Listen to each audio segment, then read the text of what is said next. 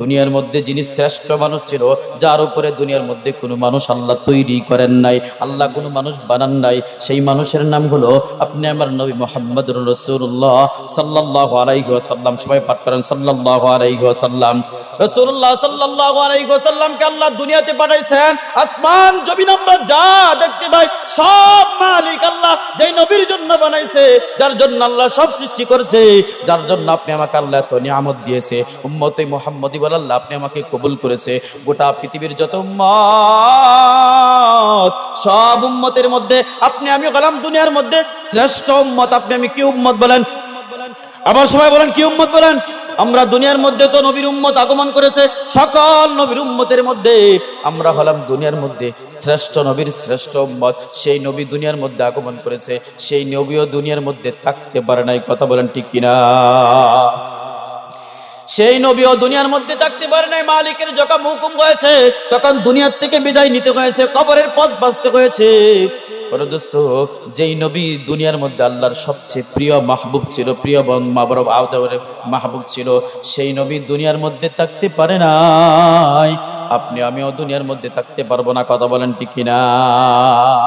আল্লাহ পাক রব্বুল আলামিন বলে, বান্দা শুন, বান্দা শুন, দুনিয়ার মধ্যে তুমি যা তাল বাহানা করো না কেন, যা কিছু করো না কেন, দুনিয়ার মধ্যে তুমি যা কিছু করো না কেন, দুনিয়ার মধ্যে থাকতে পারবা না।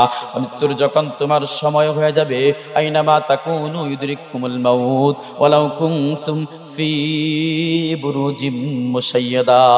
আল্লাহ বলে, গোলাম তুমি যদি তাল বাহানা করো, যদি মৃত্যুর সময় তোমার কাছে ঘনিয়ে আসে, আর তুমি যদি মনে করো যে না না আমি আজরাইলের কাছে ধরা দিব না, থাকতে পারবে? সম্ভব? আল্লাহ বলে, আইনামা তাকুনু ইউদরিকুমুল মাউত ওয়ালাউ কুনতুম ফি বুরুজিম মুশাইয়াদা। আমি আল্লাহ তোমার কাছে আজরাইল যখন উপযুক্ত সময় হয়ে যাবে তোমার কাছে গিয়ে হাজির হবে, তোমার কাছে হাজির হওয়ার পর তোমার জানটা কবজ করে নিয়ে আসবে। তুমি সাধারণ মানুষ হও, তোমার জান কবজ করা হবে। নেতা হও, তোমার জানও কবজ করা হবে। দুনিয়ার একজন শিক্ষক হও, তোমার জান কবজ করা হবে। দুনিয়ার একজন ছাত্র হও, তোমার জানও কবজ করা হবে।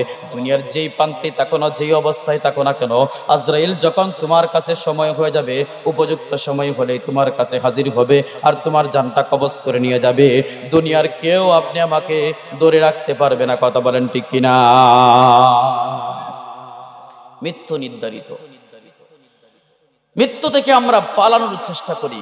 এক হাদিসের মধ্যে পাওয়া যায়, রাসূলুল্লাহ সাল্লাল্লাহু আলাইহি ওয়াসাল্লাম বলে, আজরাইল প্রতিদিন আমাদের চেহারা কান 5 বার দেখে। কয়বার? আরে কথা বলেন, কয়বার দেখে? আপনি আমার যে চেহারা, আপনি আমি এখানে বসে আছি, আমাদের প্রতিদিন আজরাইল আমাদের চেহারাটা 5 বার দেখে। 5 বার। যেই মালাকুল মউত আপনাকে প্রতিদিন 5 বার আপনার চেহারা দেখে, আপনার কি মনে হয় বাঁচা সম্ভব? আরে বাঁচা সম্ভব না দোস্ত। কিন্তু দুনিয়ার মধ্যে থেকে মৃত্যুর হাত থেকে বাঁচা সম্ভব না, কিন্তু মালিকের আযাব থেকে বাঁচা সম্ভব। কথা বলেন ঠিক কিনা? কিন্তু আমরা দুনিয়ার মধ্যে মৃত্যু থেকে বাঁচার চেষ্টা করি, কিন্তু মৃত্যুর কষ্ট থেকে বাঁচার চেষ্টা করি না। প্রতিদিন প্রতিদিন প্রতিদিন কোথাও না কোথাও, কোনো না কোনো সমাজের মধ্যে কেউ না কেউ দুনিয়ার মধ্যে থেকে বিদায় হইতেছে। আমরা কেউ না কাউকে দাফন করতেছি, অথবা বছরে হোক মাসে হোক, এই সমাজের থেকে কোনো না কোনো মানুষ বিদায় হয় কি হয় না? বলেন আরো জোরে বলেন, হয় কি হয় না? প্রতি সময়ের মধ্যে একজন একজন মানুষ কেউ না কেউ এখান থেকে বিদায় হইয়া যায়। সবাই মারা যাইতেছি, আমরা দেখতেছি এদেরকে নিয়ে জানাজার নামাজ পড়তেছি। এই মসজিদের মাঝেও হতো আমরা অনেকের নিয়ে জানাজার নামাজ পড়ি। বলে দোস্ত, তারপরও আমাদের কোনো হুঁশ হয় না, আমাদের কোনো হুঁশ হয় না। আল্লাহর একজন বুজুর্গ বান্দা ছিল, যার নাম ছিল হাসান বসরি। নাম কি বলেন? হাসান বসরি। হাসান বসরি রহমতুল্লাহ আলাইহি সাধারণ মানুষ ছিল, সাধারণ মানুষ ছিল, একজন ব্যবসায়ী মানুষ ছিল। ব্যবসায়ী মানুষ হওয়ার পরও তিনি এত বড় বুজুর্গ কি করে হইলেন? কিতাবের মধ্যে মুফাসসিরিনে কেরাম তার জীবন ইতিহাস লেখে। আজকে আমাদের সমাজের যুবকেরা মৃত্যুর কথা চিন্তা করে না, মৃত্যুর কথা চিন্তা করে না।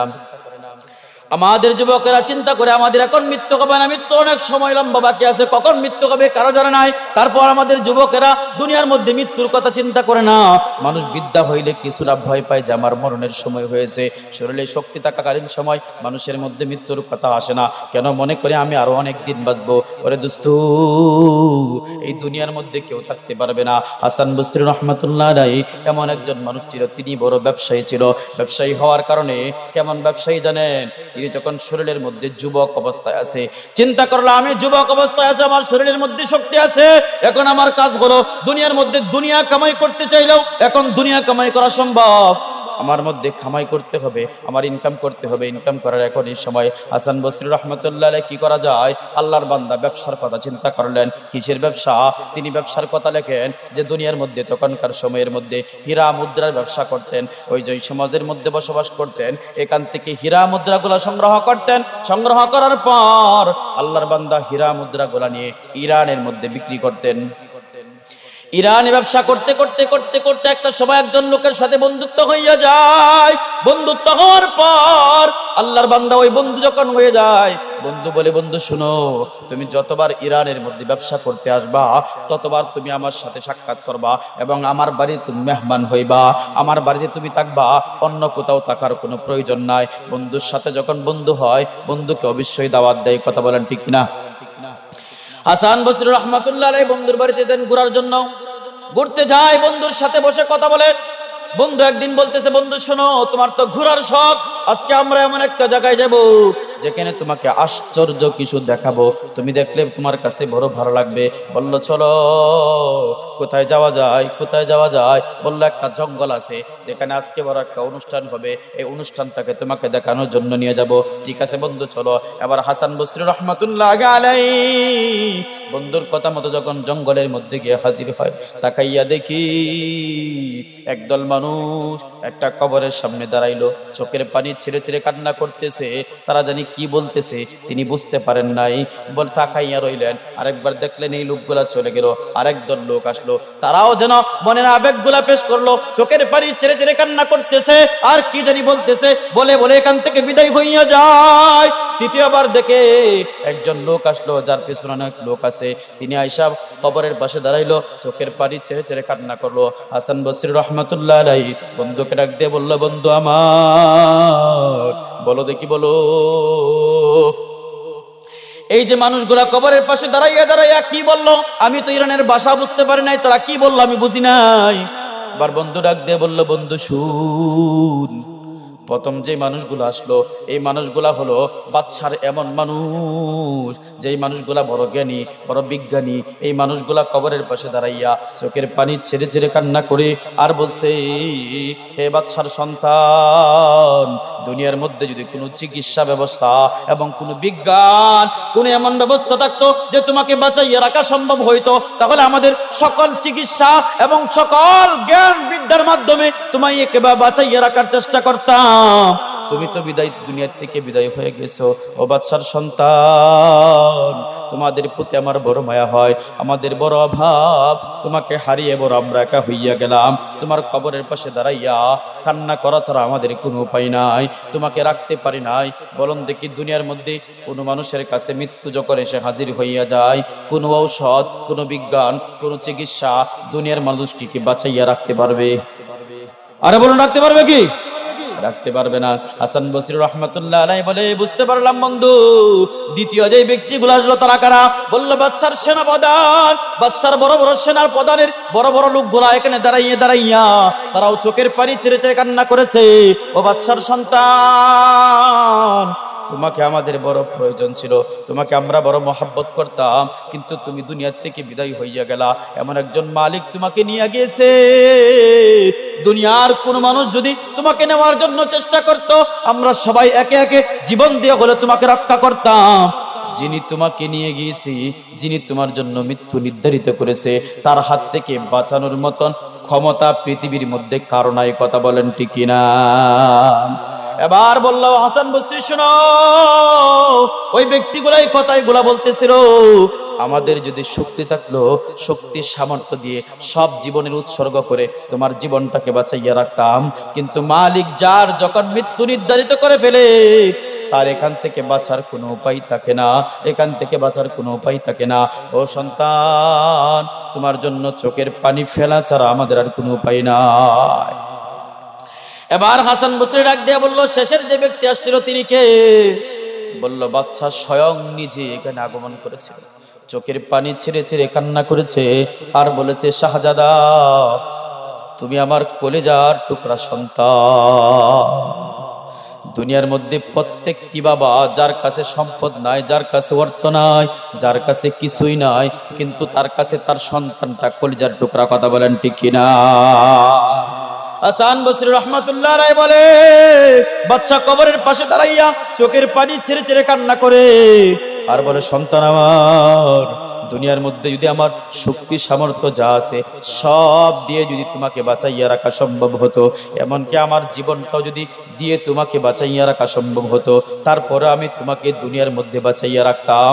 কিন্তু মালিক যখন কারো মৃত্যু নির্ধারিত করে ফেলে, এখানে দুনিয়ার কোনো বাদশাও তার মৃত্যু ঠেকাইতে পারে না। কথা বলেন ঠিক কিনা?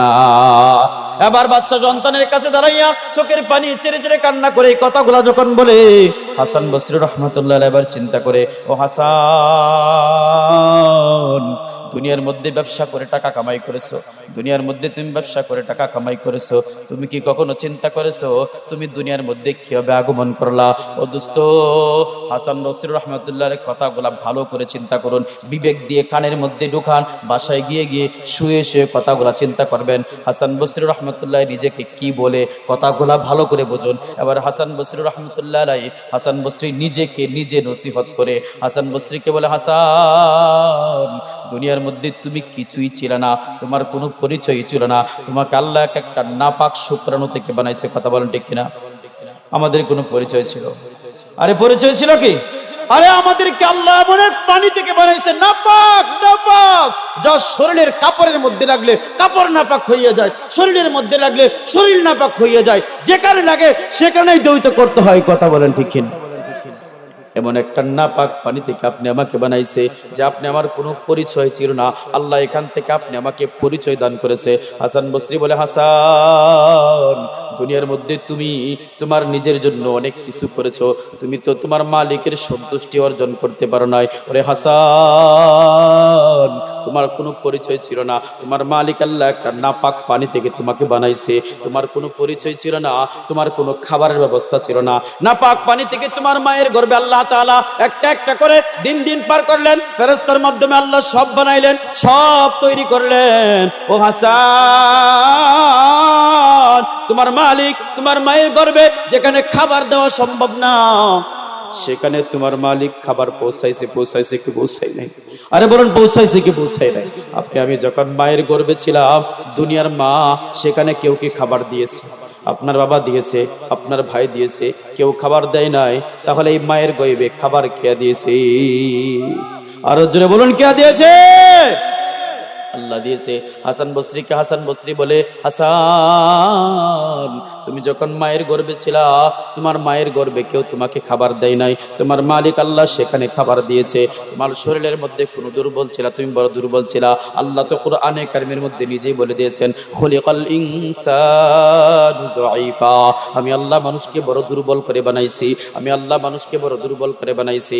আপনি আমি থেকে একটা মুরগির বাচ্চা বড় শক্ত, আপনি আমার থেকে একটা মুরগির বাচ্চা শক্ত। আপনি তাকাইয়া দেখবেন, মুরগির বাচ্চা ফুটার সাথে সাথে খাবার খোঁজে, নিজের খাবার নিজে খায়, দাঁড়াইয়া দৌড়ায়। দেখছেন কি কখনো মুরগির বাচ্চাকে মুরগি দাঁড় করাইয়া দিছে? আর দেখছেন কখনো? আপনি আমি তো মানুষ, আমরা জন্মগ্রহণ করার পর 1 বছর 15 মাস 7 মাস চলে যায়, আপনি আমি দাঁড়াইতে দাঁড়াইতে। আপনি আমি দুনিয়াতে পূর্ব চিনি না, পশ্চিম চিনি না, আপনি আমার কোনো কিছু চিনি না, আগুন চিনি না, বাতাস চিনি না। আপনি আমার পেছনে মা রক্ষক হয়, বাবা রক্ষক হয়, সন্তান রক্ষক হয়, ভাই বন্ধু রক্ষক হয়। আপনি আমাকে আগুন থেকে ফিরায়, পানির থেকে ফিরায়, বিভিন্ন খারাপের থেকে ফিরায়। মুরগির বাচ্চা দেখেন, আপনি তাকাইয়া দেখেন, আগুনেও পড়ে না, পানিতেও পড়ে না, সে তার মতো করে আস্তে আস্তে করে নিজের খাবার জোগাড় করে নিজে খাবার খায়, নিজে হাঁটে, নিজে চলে। একটা মুরগির বাচ্চা আপনি আমার থেকে সবল। হাসান বসরি রহমাতুল্লাহ আলাইহি বলে, হাসান, তোমার কোনো পরিচয় ছিল না, তোমার কোনো নামগন্ধ ছিল না। তোমার মালিক আল্লাহ তোমাকে দুনিয়াতে পাঠাইলো, পাঠানোর পর তোমাকে শরীর দিল, বডি দিল, তোমার শরীরের মধ্যে শক্তি দিল, যৌবনকাল দিল। যেই যৌবনকালে তুমি মালিকের সন্তুষ্টি অর্জন করার কথা, তুমি তো মালিকের সন্তুষ্টি অর্জন করতে পারো নাই। তুমি যদি চেষ্টা করো তাহলে এখন এই মালিকের সন্তুষ্টি অর্জন করা সম্ভব। ওরে দোস্ত, দুনিয়ার মধ্যে আপনি আমি মৃত্যুর হাত থেকে বাঁচা সম্ভব না, কিন্তু মালিকের গোলামি করে মালিকের সন্তুষ্টি এই জমিনের মধ্যে থেকে, এই সমাজের মধ্যে থেকে সন্তুষ্টি অর্জন করা সম্ভব কিনা বলেন? হাসান বসরি রহমতুল্লাহ আলাইহি সেদিন থেকে নিজেকে নসিহত করে এমন বড় বুজুর্গ হইলেন, কিয়ামত পর্যন্ত হাসান বসরি রহমতুল্লাহ আলাইহির নাম ইমানদার মুসলমানের জবানের মধ্যে থাকবে। মৃত্যু আমাদের জন্য নির্ধারিত, মৃত্যু অবধারিত, মৃত্যুর হাত থেকে বাঁচার কোনো উপায় নাই। ওরে দোস্ত, দুনিয়ার মধ্যে মৃত্যুবরণ করলে যদি শেষ হয়ে যেত তাহলে তো ভালো ছিল, মৃত্যুবরণ করলে শেষ না। আল্লাহর নবী বলি, মৃত্যু দুই ধরনের হবে। কয় ধরনের বলেন? সবাই বলেন কয় ধরনের? দুই ধরনের মৃত্যু হবে। এক ধরনের মৃত্যু হলো আল্লাহর নবী বলি, একজন মানুষ যার মৃত্যু হবে তার কোনো কষ্ট হবে না। আর একদল মানুষ থাকবে যার কষ্ট শুধু কষ্ট নয়, দুনিয়ার মধ্যে থেকে আযাব শুরু হইয়া যাবে।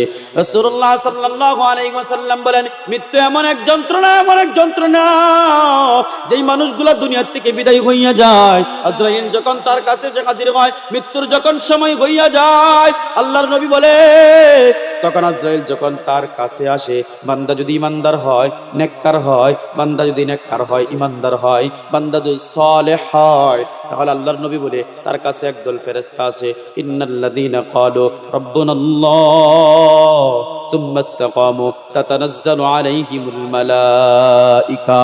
আল্লাহর নবী বলে তার কাছে একদল ফেরেশতা আসে, তাদের হাতে মেশকে আম্বরের সুঘ্রাণ থাকে, এই আতর নিয়ে আসে এবং তাদের কাছে আগমন করে। আগমন করার পর বান্দার কানে কানে এসে বলি, ওরে আল্লাহর গোলাম, তুমি দুনিয়ার মধ্যে মালিকের সন্তুষ্টি অর্জন করতে পেরেছো, মালিকের হুকুমগুলা পালন করেছো, তুমি মালিকের সন্তুষ্টি অর্জন করেছো, তুমি আল্লাহর দিকে ফিরে আসো, তুমি আল্লাহর দিকে ফিরে আসো, তোমার জন্য তোমার মালিক অপেক্ষামান। আল্লাহর নবী বলি তার কাছে যখন, কানের কাছে যখন এই কথাগুলা বলতে থাকে, জান্নাতের নাজ নিয়ামত যখন তাকে দেখাইতে থাকে, বান্দা যখন নাজ নিয়ামত দেখতে থাকে, আর ফেরেশতারা যখন জান্নাতের সুঘ্রাণ নিয়ে আসে, খুশবু যখন তার শরীরের মধ্যে দেয়, এবার যখন আজরাইল মাথার পাশে বসে তার রূহটা যখন বের করে, আল্লাহর নবী বলি একটা বস্তা ছিলেন কিনা, বস্তা আরে সালার বস্তা ছিলেন, একটা বস্তার মধ্যে যদি পানি থাকে, এই পানিটা টপ করে পড়ে যায়, কোনো কষ্ট হয় না।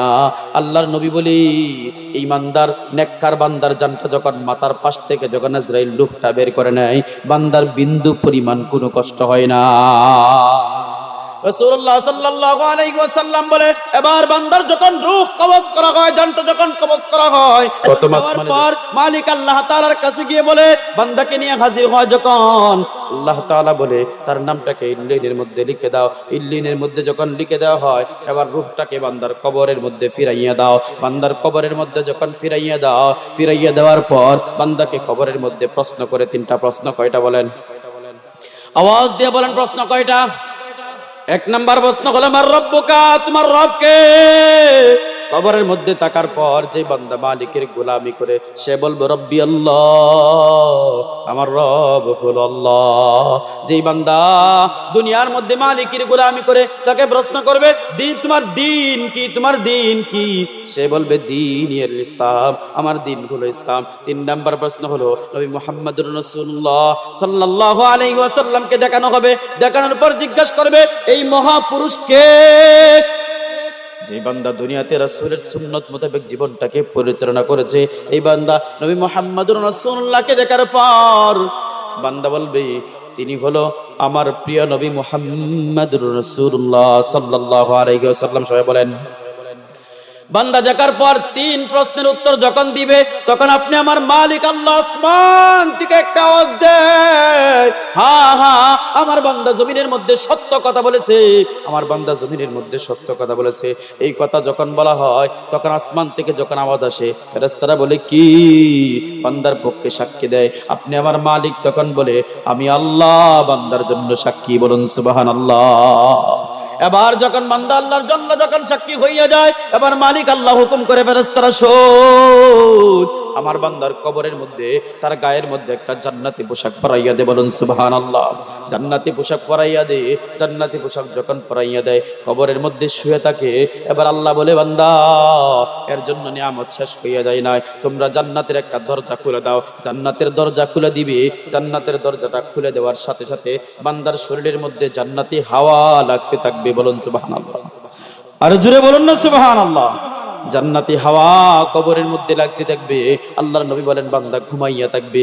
বান্দা ঘুমাইয়া থাকবে, যখন কিয়ামতের দিন সিংহাই ফুৎকার দিবে, এবার বান্দা ঘুম থেকে উঠবে। এবার বাহাদুরের মতন জিজ্ঞাসা করবে, কার এত বড় সাহস যে আমার আরামের ঘুমটাকে নষ্ট করলো? এটা কোন বান্দা? নেককার বান্দা। আরেকজন বদকার বান্দা, আল্লাহর রাসূল সাল্লাল্লাহু আলাইহি ওয়াসাল্লাম বলে, যে বান্দা দুনিয়ার মধ্যে মালিকের গোলামি করে না, মালিকের সন্তুষ্টি অর্জন করতে পারে না, এই বান্দার কাছে যখন আজরাইল এসে হাজির হয়, একটা সেলার ছট নিয়ে হাজির হয়, যেটার মাধ্যমে বান্দার রূহটাকে বের করা হয়। যখন রূহটাকে বের করে, তখন তার শরীর থেকে দুর্গন্ধ বের হইতে থাকে। ফেরেশতারা নাকের মধ্যে ধরে থাকে, কে সে দুনিয়ার মধ্যে এমন নাফরমানি করলো, যে নাফরমানি করার কারণে তার শরীর থেকে দুর্গন্ধ বের হইতেছে, তার রূহ থেকে দুর্গন্ধ বের হইতেছে। আল্লাহর নবী বলি, বদকারের রূহটাকে যখন আসমানের দিকে নিয়ে যাওয়া হয়, ফেরেশতারা চিৎকার দিয়ে বলে, এ কে? এই নাফরমান কে যে দুনিয়ার মধ্যে থেকে আসলো, মালিকের সন্তুষ্টি অর্জন করতে পারে নাই, তার রূহ থেকে দুর্গন্ধ বের হইতেছে। এই দুর্গন্ধওয়ালা ব্যক্তিটাকে তখন মানুষগুলা যখন এই কথাগুলা বলতে থাকে, ফেরেশতাগুলা তখন বিস্ত্রী ভাষায় বলে, অমুক ব্যক্তির সন্তান অমুক, অমুক ব্যক্তির সন্তান অমুক, বিভিন্ন রকমের কথা বলতে থাকে। প্রথম আসমানের মধ্যে আরজি করা হয়, দরজাটা খুলে দাও, তাকে উপরের দিকে নিতে হবে। প্রথম আসমানের প্রহরীরা বলে, না না না, এই বান্দার জন্য দরজা খোলা হবে না, এই বান্দার জন্য দরজা খোলা হবে না, যাও যাও, এই বান্দাকে এখান থেকে নিয়ে যাও। আল্লাহর নবী বলে, তার রূহটাকে জমিনের মধ্যে ছিঁড়ে ফেলে দেওয়া হয়। এবার বান্দার কবরের মধ্যে দেওয়া হয়। তাকেও 3টা প্রশ্ন করা হবে। 1 নাম্বার প্রশ্নের কথা কি জানি বলছিলাম? মার রব্বুকা, তোমার রবকে। 1 নাম্বার প্রশ্ন, তোমার দিন কি? 2 নাম্বার প্রশ্ন হলো, তোমার দিন কি? আমার দিন হলো ইসলাম। 3 নাম্বার প্রশ্ন হলো, তোমার নবী মুহাম্মদুর রাসূলুল্লাহকে দেখাইবে। যেই বান্দা দুনিয়ার মধ্যে রাসূলের আদর্শ মানে নাই, দিন মানে নাই, ইসলাম মানে নাই, এই বান্দাকে যখন দেখানো হবে, বান্দা 3 প্রশ্নের কোনো প্রশ্নের উত্তর দিতে পারবে না, কোনো প্রশ্নের উত্তর দিতে পারবে না। বান্দা পেরেশান, বলবে লা আদরি লা আদরি, আমি জানি না, আমি জানি না। যখন প্রশ্ন করা হবে তোমার রবকে, সে বলবে লা আদরি, আমি জানি না আমার রবকে।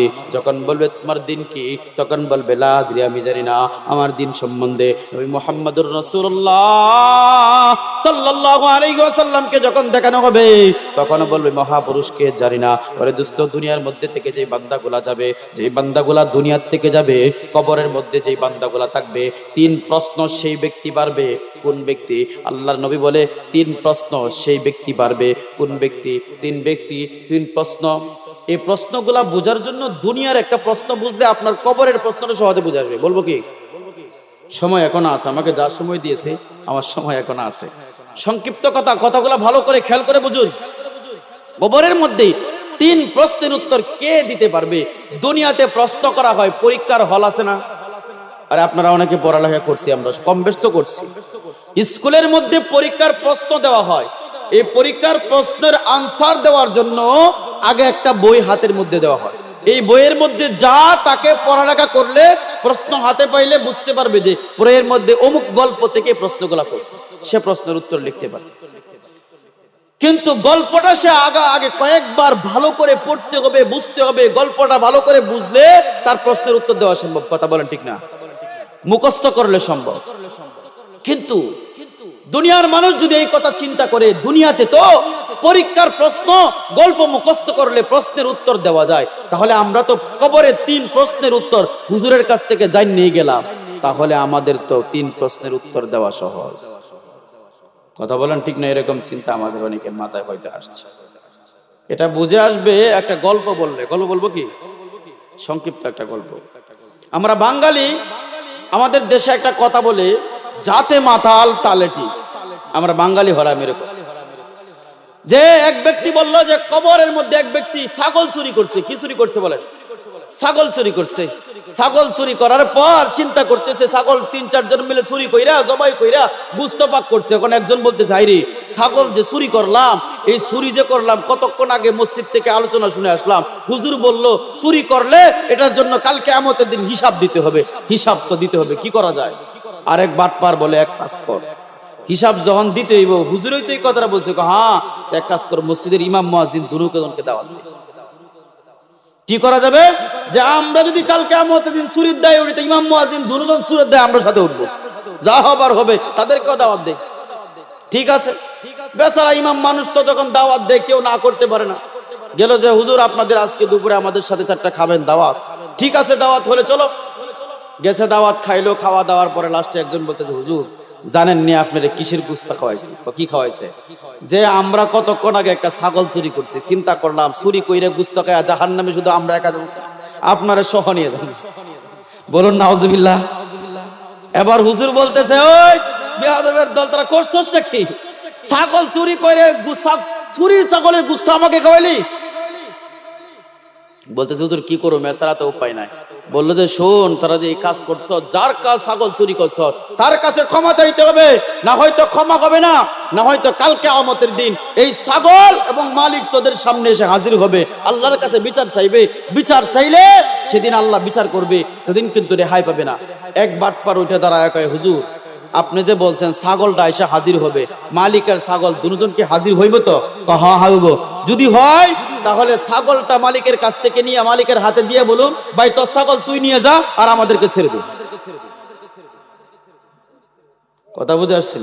জান্নাতে তো ছাগল আসবই, তাহলে তোর ছাগল কে কর, তুই নিয়ে যা, আমাকে মাফ করে দে। চিন্তা করছে? বান্দার হক, দুনিয়ার মধ্যে যে বান্দার যে হক নষ্ট করেছে তার কাছেই ক্ষমা চাইতে হবে। কথা বলেন ঠিক কিনা? খালাকাতুল জিন্না ওয়াল ইনসা ইল্লা লিয়াবুদুন।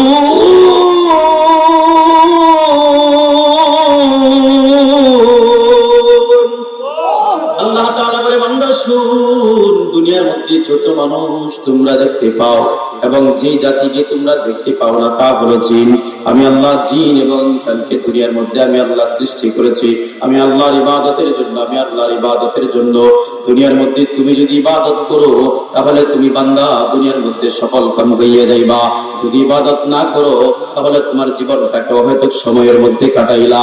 দোস্ত, দুনিয়ার মধ্যে একজন মানুষ মনে করেন বিদেশের বাড়িতে গিয়েছে, বান্দা যদি বিদেশের বাড়িতে যায়, বিদেশের বাড়িতে যাওয়ার পর বান্দা যদি চাকরি না করে সারাদিন যদি ঘুরে খাওয়া দাওয়ার কোন রকম একটা ব্যবস্থা করে চলতে পারে, আর দেশের বাড়িতে টাকা পাঠায় না, টাকা ইনকাম করে না, ওই বান্দা বিদেশের বাড়িতে টাকাটা অহেতুক। কথা বলেন ঠিক কিনা? আর যে বান্দা বিদেশের বাড়িতে গেল, বান্দা সময় নষ্ট করে না, যতটুকু সময় সে বিদেশের বাড়ি থাকে পুরো সময়টাকে ইনকামের জন্য, কামাই করার জন্য সময়টাকে ব্যয় করে। বান্দা নিজেও চলে, সংসারকে চালায় এবং কিছু বান্দা আয় করে, যা আয় করে বান্দা সংসার চালানোর পর অবশিষ্ট থাকে, যা পরবর্তী জেনারেশন যারা আসবে তারাও যেন ভালো থাকতে পারে, ভালো খাইতে পারে, ভালো চলতে পারে। এই বান্দার বিদেশের সময়টা ব্যয় করা পুরোটাই হলো কাজের। কথা বলেন ঠিক কিনা? রব্বুল আলামিন, আল্লাহ পাক রব্বুল আলামিন বড় মায়া করে আল্লাহ আপনি আমাকে বানাইছে, দুনিয়ার মধ্যে বড় সুন্দর করে বানাইছে। সূরাতুত তিনের মধ্যে আল্লাহ তাআলা অনেকগুলো কসম খাইলেন। কসম খাইয়া বলে, বান্দা শুন, আমি আল্লাহ করে বড় মায়া করে বানাইছি, আমি আল্লাহ বড় করে সুন্দর করে বানাইছি, আমি আল্লাহ বড় আদর করে তোকে বানাইছি। ওমা খালাকাতুল জিন্না ওয়াল ইনসা ইল্লা লিয়াবুদুন। আমি আল্লাহ জিন এবং ইনসানকে বানাইছি আমার ইবাদতের জন্য। বান্দা তুমি যদি ইবাদত করো তুমি সফল কাম হইয়া যাইবা, যদি না করো তাহলে তুমি ব্যর্থ হইয়া যাইবা। দুনিয়ার মধ্যে মানুষকে আল্লাহ পাঠাইছে শুধু আল্লাহর ইবাদত করার জন্য, আল্লাহর গোলামি করার জন্য, আল্লাহর সন্তুষ্টি অর্জন করার জন্য। যেই বান্দা দুনিয়াতে আসার পর আমি আল্লাহর গোলামি করে না, আমি আল্লাহর গোলামি করে না, বান্দা যদি মনে করে আমি গোলামি করবো না তাতে কি হবে? আমার আল্লাহর কোনো ক্ষতি হবে না, আমার আল্লাহর কোনো ক্ষতি হবে না। যেই বান্দা গোলামি করে না তার নিজেই নিজের ক্ষতি করলো। কথা বলেন ঠিক কিনা? এই জন্য দুনিয়ার মধ্যে আল্লাহ ইবাদতের জন্য পাঠাইছে। ইবাদতের সময় কতটুকু? ইবাদতের সময় হলো আপনার কাছে গিয়ে মৃত্যু আজরাইল আসার আগ পর্যন্ত আপনার সময়। আজরাইল কি আপনাদের কাছে আসবে? মনে হয় যারা মুরব্বী, যারা এরা কয়েকজন বলতেছে, যুবক যারা বলে এরা চিন্তা করতেছে আমাদের কাছে আসবে না, দেরি আছে। চিন্তা করতেছে কি আছে, আরো দেরি আছে। আরে দোস্ত, দুনিয়ার মধ্যে দেরি নাই। আল্লাহ তো দুনিয়ার মধ্যে মানুষকে মৃত্যু নির্ধারিত করে দিয়েই দুনিয়াতে আল্লাহ পাঠাইছে। আল্লাহ বলেন কোরআনে কারীমের মধ্যে, আল্লাহ বলেন কুল্লু নাফসিন যায়িকাতুল মাউত। বান্দা তুমি যা তাল বাহানা করো, তুমি কিন্তু জেনে রাখো আমি আল্লাহ তোমাকে যা হায়াত নির্ধারিত করে দিয়েছি, যখন তোমার স্বয়ং হয়ে যাবে, যখন তোমার সময় হয়ে যাবে, তখন দুনিয়ার কেউ তোমাকে ধরে রাখতে পারবে না। তোমার বাবা তোমাকে ধরে রাখতে পারবে না, তোমার নেতা তোমাকে ধরে রাখতে পারবে না। দুনিয়ার মধ্যে তুমি প্রেসিডেন্ট হও, তাহলেও তুমি দুনিয়াতে থাকতে পারবে না। দুনিয়ার সাধারণ ব্যক্তি হও, তাও তুমি দুনিয়ার মধ্যে থাকতে পারবে না। এদেশের মধ্যে একজন বড় নেত্রী ছিল, তিনি কিছুদিন আগে দুনিয়ার থেকে বিদায় হয়ে গেছেন, খালেদা জিয়া। নাম শুনছেন? বেগম খালেদা জিয়া এদেশের একজন প্রেসিডেন্ট ছিল। এদেশের মধ্যে রাজত্ব করেছে। এত বড় রাজত্ব থাকার পরও আল্লাহর বান্দা কি দুনিয়াতে থাকতে পারছে? আর থাকতে পারছে? তিনি যদি থাকতে না পারে, আপনি আমিও থাকতে পারবো না। তিনি তো হলো সাধারণ মানুষ ছিল দুনিয়ার মধ্যে। মূল কথা যেটা বলেছিলাম, যেটা বুঝাইতে চেয়েছিলাম, আমরা দুনিয়ার মধ্যে মুসলমান যদি থেকে প্রশ্নের উত্তর শিখেই ফেললাম যে তোমার রবকে জিজ্ঞাসা করলে আমি বলবো রব্বি আল্লাহ, আমার রব হলো আল্লাহ। হুজুর তো বলছে তোমার দিন কি? দিন ইসলাম। আমি তো প্রশ্ন শিখেই ফেললাম, প্রশ্নের উত্তর তো শিখেই ফেললাম। পরের প্রশ্ন হলো নবী মুহাম্মদুর রাসূলুল্লাহকে দেখাবে। যদি কোনো মানুষ এই কথা চিন্তা করে, 3 প্রশ্ন মুখস্থ করে জন্ম থেকে মৃত্যু পর্যন্ত সারাদিন যদি জপে যে আমার রব হলো আল্লাহ, আমার দিন হলো ইসলাম, আমার নবী হলো মুহাম্মদ, আমার রব আল্লাহ, আমার দিন ইসলাম, নবী হলো মুহাম্মদ, সারাদিন যদি বান্দা তাসবিহ জানার মধ্যে জপতে থাকে, বান্দা কবরের মধ্যে গেলে প্রশ্নের উত্তর দিতে পারবে? আর দিতে পারবে? কিয়ামত পর্যন্ত সম্ভব না। ওই কবরে ওই ব্যক্তি এই প্রশ্নের উত্তর দিতে পারবে। কোন ব্যক্তি?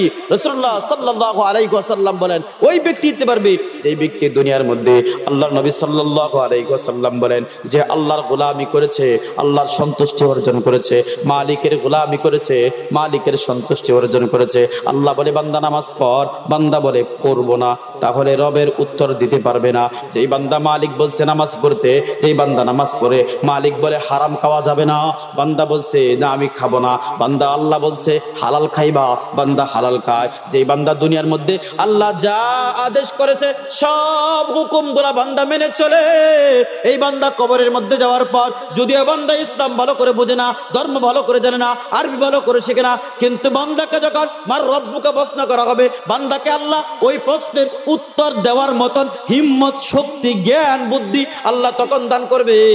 সেদিন বান্দা কবরের মধ্যে রব্বি আল্লাহ, আমার রব হলো আল্লাহ, উত্তর কে দিতে পারবে? আল্লাহ যা আদেশ করেছে, আল্লাহ যা নিষেধ করেছে, এই 2 কাজ যে দুনিয়াতে মেনে চলবে সেই কবরের মধ্যে উত্তর দিতে পারবে। কথা বলেন ঠিক না? আর যে করবে না সে কবরের মধ্যে প্রশ্নের উত্তরও দিতে পারবে না। 2 নাম্বার। 2 নাম্বার কথা, ইসলাম সম্বন্ধে ইসলামের কোনো বিধিবিধান আছে কিনা বলেন? ইসলামের বিধিবিধান আছে কিনা?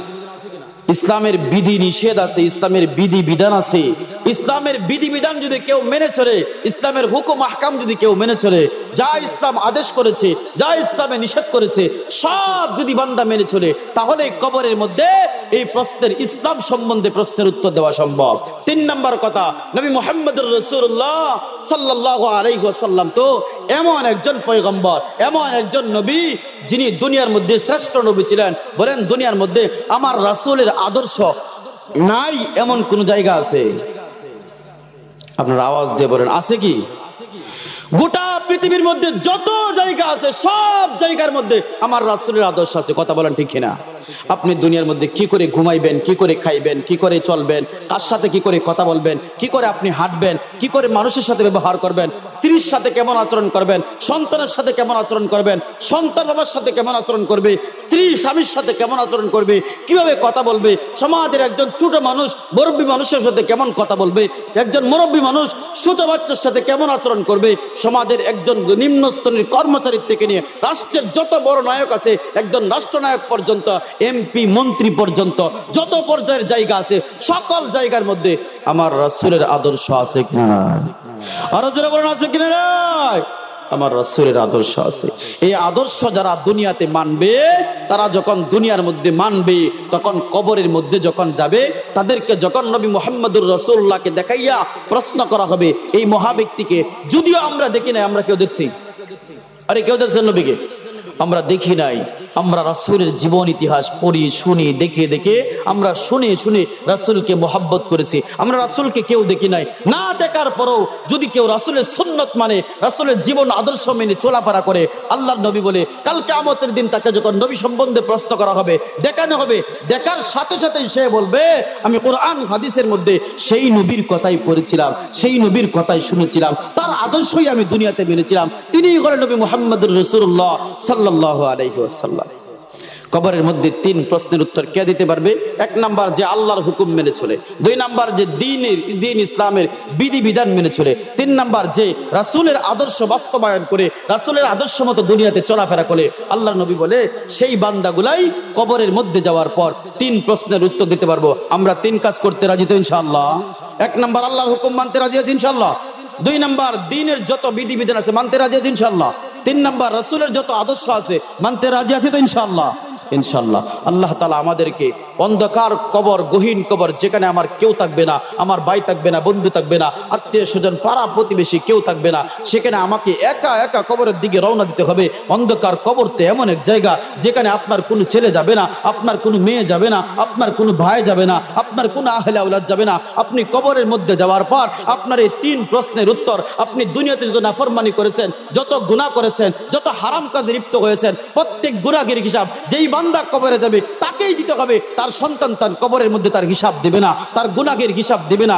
দুনিয়ার মধ্যে আপনার সন্তান আপনার সাথে যাবে না, আপনার বিবি আপনার সাথে যাবে না, আপনার ভাই আপনার সাথে যাবে না, আপনার বন্ধু আপনার সাথে যাবে না, আপনার কোনো আহলে আওলাদ কবরের মধ্যে আপনার সাথে যাবে না, আপনার কোনো প্রশ্নের উত্তর দিবে না। আপনার প্রত্যেকটি প্রশ্নের উত্তর আপনাকেই দিতে হবে, আপনার গুনাহের হিসাব আপনাকেই দিতে হবে। আপনার গুনাহের পাল্লা ভারী হইলে আপনার আযাব আপনাকেই গ্রহণ করতে হবে। আল্লাহ তাআলা কবরের আযাব থেকে বেঁচে, মৃত্যুর যন্ত্রণা থেকে বেঁচে দুনিয়ার মধ্যে রাসূলের উম্মত হয়ে, রাসূলের আদর্শে আদর্শবান হয়ে বাস্তবায়ন করে দুনিয়াতে ঈমানদার হয়ে আল্লাহ চলার সকলকে তৌফিক দান করুন।